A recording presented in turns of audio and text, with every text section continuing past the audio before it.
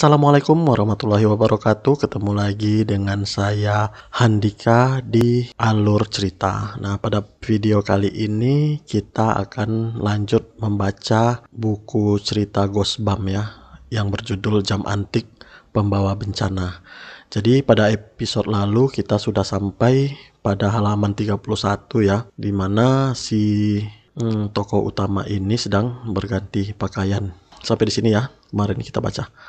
Aduh, siapa yang bisa mengingat urutan semua kejadian itu?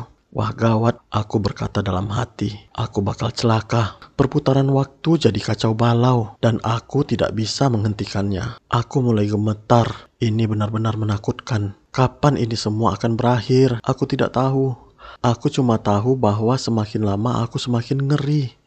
Malam itu, aku tidak berselera makan. Tentu saja, makanan yang dihidangkan sudah pernah ku makan, dan waktu itu pun aku sudah tidak suka kacang polong, wortel, dan jamur dengan nasi. Nasi dan wortelnya ku jumput-jumput, kacang polongnya tidak ku sentuh. Dan ketika Mom dan Dad menoleh ke arah lain, semua kacang polong itu ku selipkan ke lipatan serbet. Ku perhatikan Mom, Dad, dan Tara. Mereka makan seolah-olah tidak ada apa-apa. Dengan tenang mereka duduk mengelilingi meja dan mengucapkan hal-hal yang sudah mereka ucapkan waktu pertama kali. Mom dan Dad pasti sadar bahwa ada yang tidak beres, pikirku. Pasti, tapi kenapa mereka diam saja? Aku menunggu sampai Dad selesai bercerita mengenai kesibukannya di kantor tadi. Kemudian aku kembali menyinggung persoalanku. Aku sengaja mulai pelan-pelan. Mom, Dad, rasanya kita sudah pernah makan seperti ini bukan? Ya, balas Dad. Makan malam ini mengingatkanku pada makan siang di restoran vegetarian bulan lalu. Ih, Mom langsung melotot. Sebenarnya apa yang mau kamu ceritakan, Michael? Tanyanya dengan ketus. Kau sudah bosan makan makanan yang sehat? Aku sudah bosan, ujar Dad. Aku juga, Tara menimpali. Bukan itu, kataku. Maksudku, kita sudah pernah makan makanan ini, hidangan yang sama, ini sudah kedua kalinya. Dad mengurutkan kening. Teori-teori aneh jangan dibawa di meja makan, Michael. Mereka tetap tidak mengerti. Aku maju terus. Bukan cuma makan malam ini, seluruh hari ini.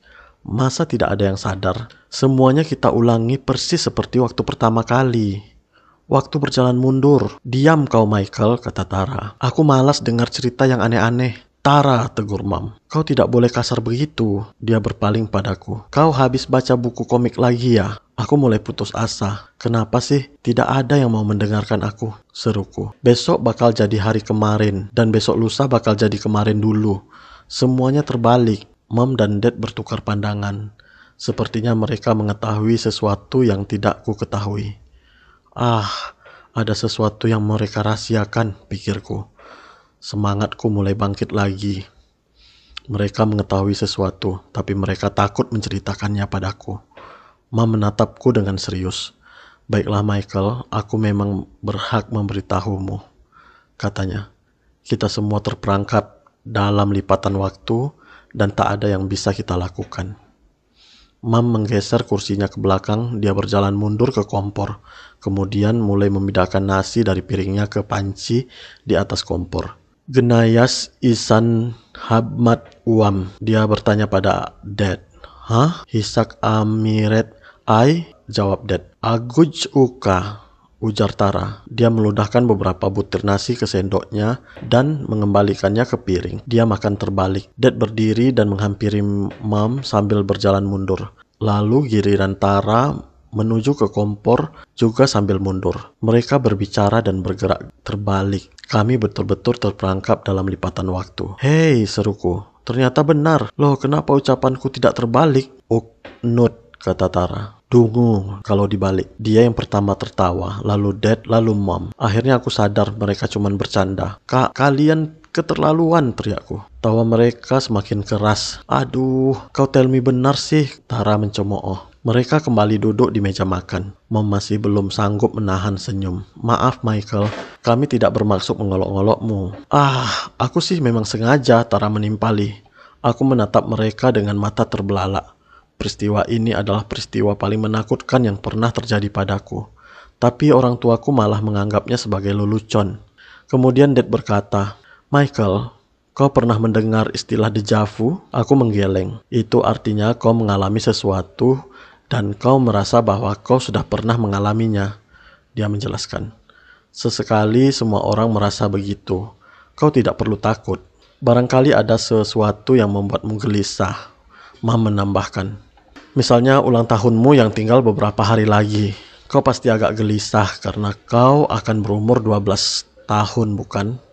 Belum lagi soal pesta dan sebagainya. Tidak juga, protesku. Aku tahu perasaan itu. Tapi ini lain. Ini Michael, Dad memotong. Tunggu saja sampai kau lihat hadiah yang kami belikan untukmu. Kau pasti akan melompat-lompat kegirangan. Tapi untuk sementara ini masih rahasia. Kata siapa? Aku bertanya dalam hati. Apanya yang rahasia? Sudah 2 kali aku menerima kado ulang tahun dari kalian. Berapa kali lagi harus ku terima sepeda itu? Mam, kacang polong Michael ditaruh di serbet lagi, kata Tara. Langsung saja ku remas serbetku dan ku lempar ke mukanya. Keesokan paginya aku berangkat ke sekolah seperti biasa. Tapi aku tidak tahu hari apa sekarang. Aku benar-benar kacau dalam hal waktu. Pelajaran-pelajaranku, makan siangku, cerita-cerita teman-temanku, semuanya terasa normal. Tak ada kejadian yang tidak lazim. Segala sesuatu berjalan seperti pada hari sekolah lainnya. Seperti biasa, seusai pelajaran aku bermain basket. Tapi sambil bermain, aku mulai diliputi perasaan tidak enak. Sangat tidak enak. Pertandingan basket ini sudah pernah kulakukan. Aku menyadari dan aku ingat bahwa akhirnya tidak menyenangkan. Tapi aku terus bermain sambil menunggu apa yang akan terjadi. Timku menang, kami mengambil barang masing-masing, lalu Kevin Flower berteriak, "Topi Blue Devilku hilang." Oh yeah, aku ingat lagi. Ternyata pertandingan yang itu. Bagaimana mungkin aku sampai lupa? Tara telah beraksi kembali. Pokoknya tak ada yang boleh pergi sebelum kutemukan topiku. Aku memejamkan mata dan menyerahkan ranselku. Aku sudah tahu apa yang menantiku. Jadi untuk apa harus diulur-ulur? Dihajar oleh Kevin Flower.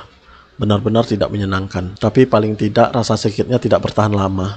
Ketika aku terbangun keesokan paginya, aku sudah segar bugar lagi. Rasa sakitnya, memar-memarnya, semua sudah lenyap. Hari apa ini? Aku bertanya-tanya. Mestinya beberapa hari sebelum aku dihajar Kevin. Moga-moga aku tidak perlu mengalaminya untuk yang ketiga kali. Tapi apa yang bakal terjadi hari ini? Sepanjang jalan ke sekolah, aku sibuk mencari-cari petunjuk. Aku berusaha mengingat-ingat apa yang terjadi sehari atau 2 hari sebelum aku dihajar Kevin. Tes matematika mungkin. Mudah-mudahan tidak. Tapi paling tidak kali ini bakal lebih mudah. Siapa tahu aku masih ingat soal-soal yang akan keluar. Dan masih sempat mencari semua jawaban sebelum tesnya dimulai. Aku agak terlambat. Apakah ada pengaruhnya? Aku bertanya-tanya. Apakah aku bakal dimarahi? Wali kelasku, Mr. Jobson, telah menutup pintu ruang kelas. Aku membukanya. Ruang kelas ternyata sudah penuh. Mr. Jobson tidak menoleh waktu aku masuk. Rupanya aku cuma telat sedikit, pikirku. Jadi tidak ada masalah. Aku menuju ke bagian belakang, tempat aku biasa duduk. Ketika aku melewati meja-meja demi meja, aku memperhatikan anak-anak yang lain. Hei, siapa itu? Aku bertanya dalam hati sambil menatap anak gendut berambut pirang yang belum pernah kulihat. Kemudian pandanganku beralih kepada cewek cantik berambut dikepang dan 3 anting di satu telinga. Dia pun belum pernah kulihat. Aku memandang berkeliling. Tak ada satupun anak yang ku kenal. Wah, ada apa ini? Aku bertanya-tanya. Tenggorokanku mulai tercekik perasaan panik. Tidak ada yang ku kenal. Jangan-jangan aku salah masuk. Mr. Jobson akhirnya menoleh. Dia menatapku sambil terbengong-bengong. Hei, seru anak berambut pirang tadi. Ada anak kelas 3 kesasar. Semuanya tertawa. Aku tidak mengerti kenapa. Anak kelas 3? Siapa yang dia maksud? Aku tidak melihat anak kelas 3. Kau salah masuk ruang kelas anak muda, ujar Mr. Jobson. Dia membukakan pintu dan mempersilahkan aku keluar. Kalau tidak salah, ruang kelasmu ada di bawah, di lantai 2. Dia menambahkan. Trims, kataku. Aku sama sekali tidak mengerti apa yang dimaksudnya, tapi aku menurut saja. Setelah aku keluar, dia segera menutup pintu. Aku masih sempat mendengar murid-muridnya terbahak-bahak. Aku langsung pergi ke WC cowok. Barangkali ada baiknya kalau mukaku dibasuh air dingin dulu. Siapa tahu itu bisa membantu. Cepat-cepat kubuka keran air dingin, kemudian aku melirik ke cermin, sepintas lalu saja. Cerminnya agak lebih tinggi dari biasanya. Aku berkata dalam hati, kubasuh tanganku dan wajahku dengan air dingin. Tempat cuci tangannya juga lebih tinggi. Aku menyadari aneh. Jangan-jangan aku salah masuk sekolah. Sekali lagi aku menoleh ke cermin, dan langsung seperti tersambar petir. Betulkah itu aku? Aku kelihatan begitu kecil dengan sebelah tangan kuusap rambutku yang dipotong pendek. Seperti sikat, rambutku dipotong begitu waktu aku masih duduk di kelas 3. Ya ampun, pikirku sambil geleng-geleng. Aku jadi anak kelas 3 lagi.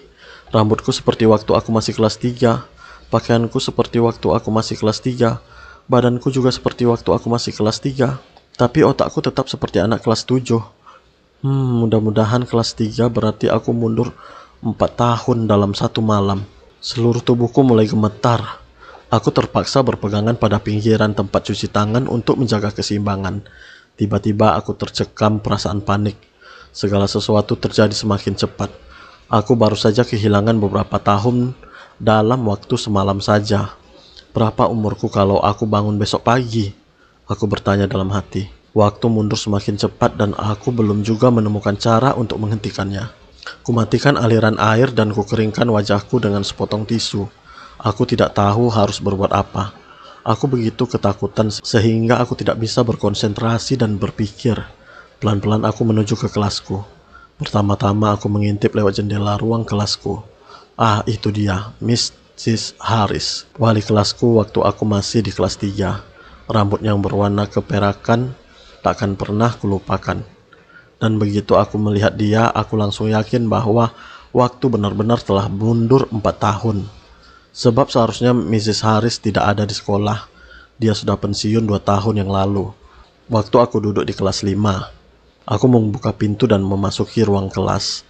Mrs. Harris cuma menoleh sebentar. "Duduklah Michael," katanya dengan tenang. Dia tidak pernah bilang apa-apa kalau aku terlambat. Aku memang salah satu murid kesayangannya. Aku mengamati anak-anak lain di sekelilingku. Ada Henry, Josh, Cece, dan Mona. Dan semua sudah kembali menjadi murid kelas 3. Rambut Mona yang berkilau dikepang 2, rambut Cece dikuncir di samping, kening Josh tidak berjerawat, dan di punggung tangan Henry ada stiker Donatello dari The Teenage Mutant Ninja Turtle. Ya, ini memang kelasku. Aku mengambil tempat di meja kosong di bagian belakang, mejaku yang lama, di samping Henry. Aku melirik ke arahnya. Dia sedang mengupil. Idih, tadinya aku sudah lupa bahwa anak kelas 3 masih norak begitu.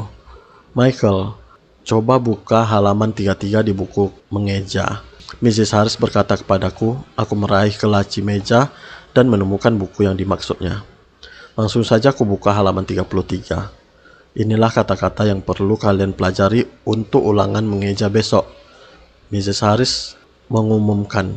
Dia menuliskan kata-kata itu di papan tulis. Padahal semuanya tercantum dalam buku pelajaran mengeja. Task, sense, grandmother, easy, happiness. Wah, Henry berbisik padaku. Itu sih susah benar. Coba lihat berapa banyak huruf yang dalam grandmother. Aku tidak tahu harus berkata apa. Dalam ulangan mengeja yang terakhir, waktu aku masih kelas 7, kami diminta mengeja kata psikologi. Grandmother sudah bukan tantangan berarti bagiku. Hampir sepanjang hari aku duduk sambil melamun. Sebenarnya dari dulu aku memang berharap sekolah lebih mudah. Tapi jangan semudah ini juga. Jam istirahat dan makan siang malah lebih parah lagi. Josh mengunyah pisang lalu menjulurkan lidahnya padaku. Henry mencoret-coret wajahnya dengan puding coklat. Akhirnya bel berbunyi dan aku segera pulang ke rumah. Waktu aku membuka pintu depan, aku mendengar jeritan yang mengerikan. "Buba!" Yang kini cuma anak kucing berlari melewatiku. Tara mengejarnya. "Jangan ganggu Buba," aku berkata pada Tara. "Kau bego," sahutnya. Aku menatap Tara, umurnya baru 3 tahun. Aku berusaha mengingat-ingat apakah dia dan aku lebih kompak waktu dia masih kecil. "Aku mau digendong," dia berseru sambil menarik-narik ranselku. "Hei, jangan macam-macam." Ranselku jatuh ke lantai. Aku membungkuk untuk memungutnya. Tara langsung menjambakku dengan keras. Aduh, aku memekik. Dia tertawa terpingkal-pingkal. Sakit nih, teriakku sambil mendorongnya. Persis waktu Mam muncul di ruang depan. Dia langsung menghampiri Tara. Michael, jangan dorong adikmu. Dia kan masih kecil. Aku segera bergegas ke kamarku untuk berpikir. Ternyata dari kecil Tara memang sudah brengsek. Dia brengsek dari lahir dan bakal brengsek untuk selama-lamanya. Aku menyimpulkan sampai tua pun dia tak akan berhenti menggangguku. Kalau kami sempat menjadi tua, aku menyadari sambil merinding. Kalau begini terus, kami tak akan pernah jadi dewasa. Apa yang harus kulakukan? Aku bertanya dalam hati. Aku sudah mundur 4 tahun ke masa lalu. Kalau aku diam saja, bisa-bisa besok aku bakal jadi bayi lagi. Dan kalau sudah begitu, bagaimana selanjutnya? Sekali lagi aku merinding. Habis itu, bagaimana? Aku bertanya-tanya. Mungkinkah aku bakal lenyap dari muka bumi? Setiap pagi aku terbangun dengan panik. Ini hari apa? Ini tahun apa? Aku sama sekali tidak tahu.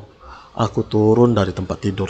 Rasanya agak jauh jaraknya dari lantai, dari biasanya. Lalu menyusuri selasar ke kamar mandi. Aku menatap bayanganku di cermin. Berapa umurku sekarang? Pasti lebih muda daripada kemarin. Aku berkata dalam hati. Aku kembali ke kamarku dan mulai berpakaian. Mom sudah menyiapkan baju yang akan kupakai hari ini. Aku mengamati celana jeans yang tergantung pada sandaran kursi. Di kedua kantong belakangnya ada gambar koboi. Oh aku teringat. Jeans yang ini, jeans koboi. Kelas 2, berarti umurku 7 tahun sekarang. Aku mengenakan jeans itu sambil menggerutu. Aku nyaris tidak bisa percaya bahwa jeans konyol itu harus kupakai lagi. Kemudian kubuka kemeja yang dipilihkan Mam untukku. Aku langsung lemas melihatnya. Kemeja koboi lengkap dengan rumbai-rumbai dan sebagainya. Ini memalukan sekali, pikirku. Kenapa kubiarkan Mam berbuat begini padaku? Dalam hati, aku sebenarnya sadar bahwa aku pernah menyukai pakaian ini. Kemungkinan besar malah aku sendiri yang memilih semuanya. Hanya saja aku tidak mau mengakui bahwa aku pernah begitu norak. Aku turun ke lantai dasar. Tara masih memakai baju tidur dan dia sedang menonton film kartun di TV. Umurnya 2 tahun sekarang. Waktu dia melihatku melewati ruang duduk, dia langsung merentangkan tangannya lebar-lebar. Sun, Sun, serunya. Dia minta disun olehku. Aneh. Tapi mungkin juga waktu umur 2 tahun, Tara masih manis dan polos. Mungkin dia cukup menyenangkan waktu masih kecil. Sun, Sun, dia memohon-mohon. Ayo, Sun adikmu, berseru dari dapur. Kau kan kakaknya Michael, dia mengagumimu. Aku menghela napas. Oke, aku membungkuk untuk mengecup pipi Tara. Tapi dia langsung mencolok mataku dengan telunjuknya. Aduh, aku memekik. Tara tertawa. Ternyata dari dulu dia memang sudah nakal. Aku mengomel dalam hati ketika aku menuju ke dapur sambil menutup mata dengan sebelah tangan. Dia memang brengsek dari lahir. Kali ini aku tidak keliru masuk ruang kelas lagi.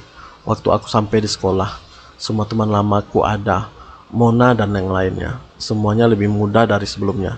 Tadinya aku sudah lupa betapa konyolnya tampang kami waktu kami masih kecil-kecil. Sekali lagi aku melewatkan satu hari di sekolah dengan mempelajari hal-hal yang sudah ku ketahui.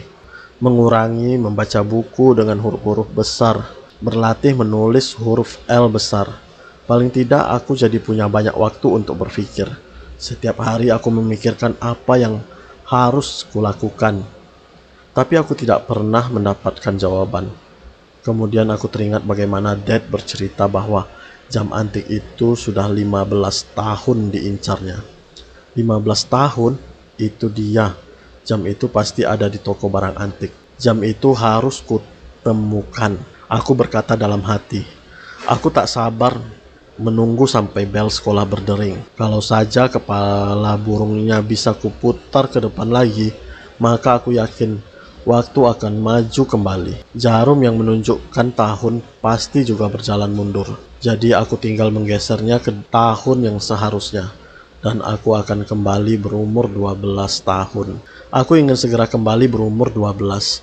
Anak 7 tahun tidak boleh berbuat apa-apa. Selalu saja ada yang mengawasi kita. Seusai sekolah, aku mulai berjalan ke arah rumahku. Aku tahu petugas pengatur lalu lintas di depan rumah sedang mengawasiku untuk memastikan aku selamat sampai di rumah.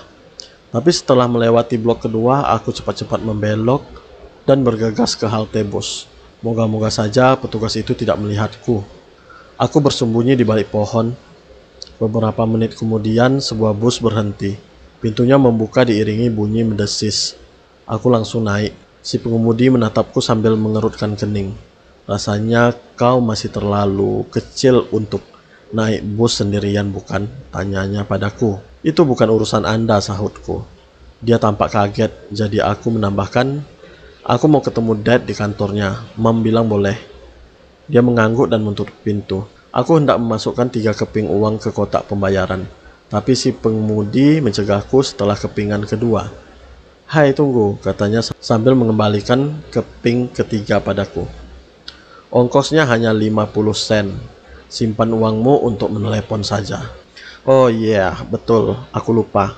Tarif bus dinaikkan menjadi 75 sen ketika aku berumur 11 tahun. Tapi sekarang umurku baru 7 tahun. Sambil cengar-cengir kuselipkan kepingan itu ke dalam kantong celana. Bus mulai melaju ke arah pusat kota.